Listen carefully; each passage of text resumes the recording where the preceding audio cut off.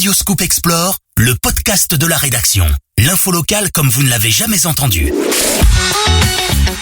Pouvoir caché, réseau d'influence, club réservé, depuis des siècles, la franc-maçonnerie alimente fantasmes et soupçons. Mais que se passe-t-il vraiment derrière ces portes closes? Et surtout, qu'ont-ils à cacher ou à prouver?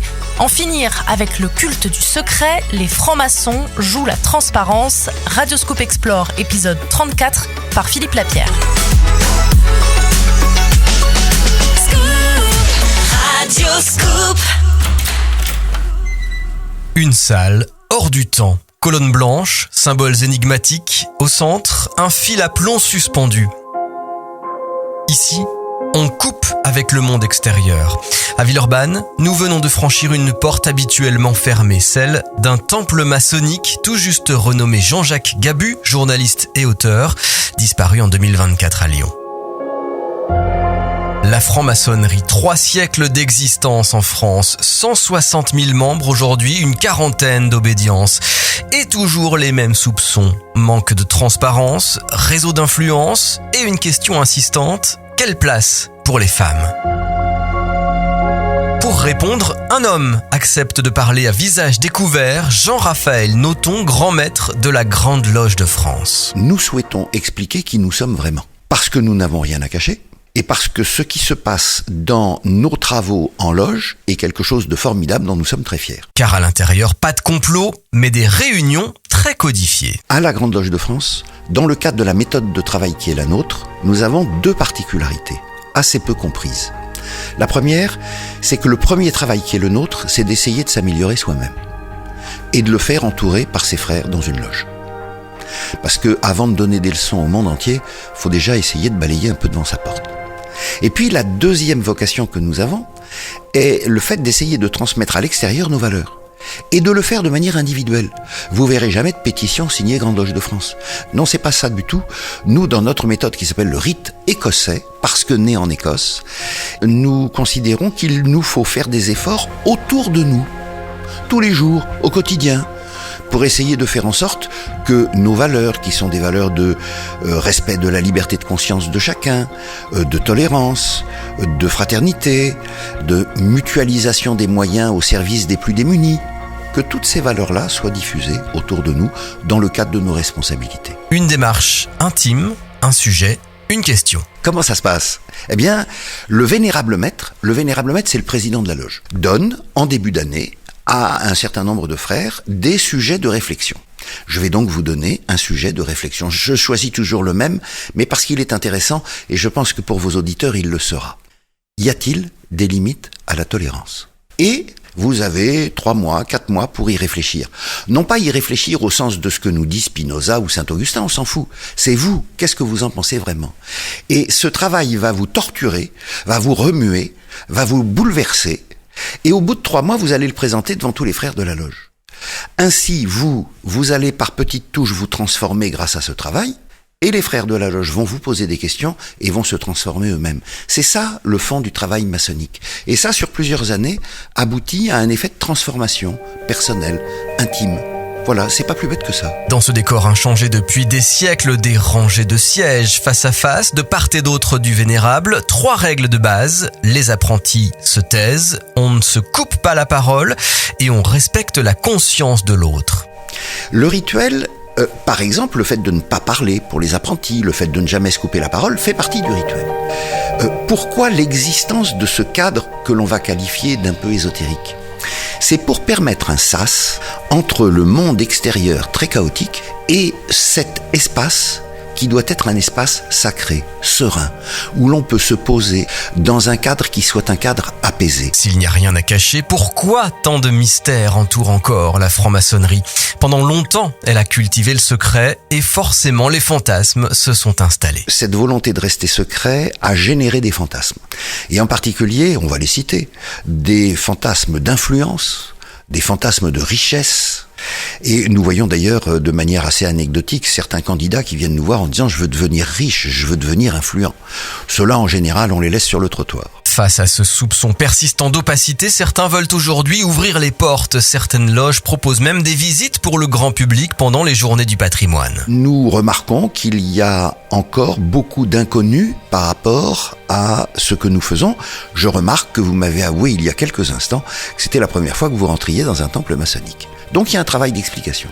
Et puis il y a une deuxième motivation, c'est que dans cette période chaotique en matière de fake news, de fantasmes divers et variés, de calomnies parfois, il est bon de ne pas laisser les autres expliquer à notre place qui nous sommes vraiment. Deuxième soupçon, l'affairisme, celui d'un réseau caché ou d'un levier professionnel dans un entre-soi très fermé. C'est pas du tout l'objet. Je ne dis pas que, à l'occasion, deux frères qui se connaissent puissent échanger d'une vie professionnelle ou avoir des liens communs par ailleurs dans la vie de tous les jours.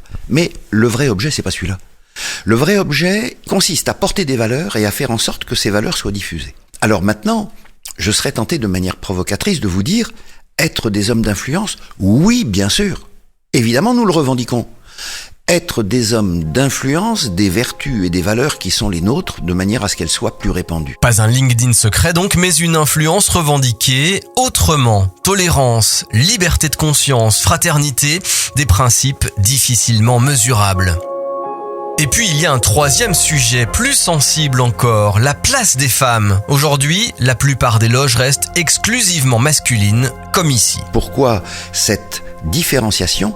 Parce qu'il se trouve que dans les travaux dont on parlait tout à l'heure, parfois, vous-même, quand vous allez me répondre à la question est-ce qu'il y a des limites à la tolérance, vous serez peut-être amené à parler de choses qui vous sont très intimes. Et que nous pensons que dans le cadre de cette intimité de réflexion et d'expression, c'est plus facile s'il n'y a pas le trouble avec la présence de l'autre sexe, dans un cas comme dans l'autre.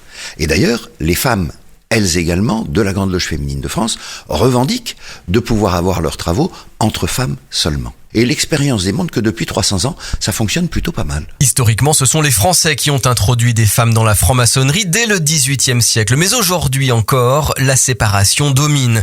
Une organisation héritée du passé, un modèle qui résiste aux évolutions de la société et peut-être un frein à son ouverture. D'autant que la franc-maçonnerie traverse une période de questionnement. Baisse des effectifs au niveau mondial, 2 fois moins de francs-maçons que dans les années 1960. Un vieillissement marqué, 30 à 40% des initiés qui quittent les loges après 5 ans. Dans un monde obsédé par la transparence, la franc-maçonnerie avance sur une ligne de crête, s'ouvrir et expliquer, mais ne pas se renier, se transformer soi-même pour agir sur le monde sans le crier sur les toits. Vous avez 2 manières de faire. La première, c'est de vous déclarer comme quelqu'un porteur de vertu. Vous êtes quelqu'un de courageux. Je vous crois pas. Vous n'avez pas à dire que vous êtes quelqu'un de courageux. Vous avez à démontrer par vos actes que vous êtes courageux. Eh bien, il en est de même pour les francs-maçons. Il y a une phrase très importante de notre rituel qui dit ceci. Êtes-vous franc-maçon? La réponse c'est pas oui, non. La réponse c'est mes frères me reconnaissent comme tel. Ça signifie quoi? Ça signifie qu'une fois que vous allez quitter ce temple maçonnique et que vous allez vous retrouver dans la vie de tous les jours, ce qui va compter, c'est pas qu'il y ait sur votre front un post-it avec marqué franc-maçon. Ce qui va compter, c'est que la manière dont vous vous comportez donne envie de vous rencontrer parce que la personne qui est en face de vous se dit « cet homme-là, il a des valeurs que j'apprécie ». On appelle ça un travail d'exemplarité. Et donc, l'idée n'est pas de se balader dans la campagne ou de se balader dans les magasins et dans les villes en disant « je suis franc-maçon, rejoignez-nous ». Non, l'idée est de démontrer par notre action, par notre comportement, que les valeurs qui sont les nôtres, nous les diffusons par ce biais-là dans la vie de tous les jours. Pas de badge, pas de signe distinctif, juste une idée que l'influence passe d'abord par l'exemple. C'est aussi la conclusion de Roger Daché, initié il y a un peu plus d'un demi-siècle, historien de la franc-maçonnerie, invité de Philippe Brunet-Lecomte le 21 mai à Lyon dans une conférence Philo-Décrypte. Je crois que l'erreur majeure, c'est de croire que c'est une méthode de développement personnel. Je suis très hostile à cette idée-là, qui est surtout l'aspiration à une enflure du moi.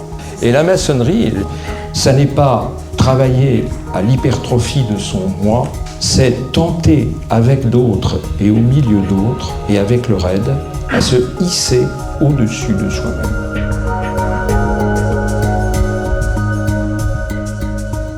Radioscoop Explore, le podcast de la rédaction, à retrouver sur l'appli Radioscoop, radioscoop.com et nos plateformes.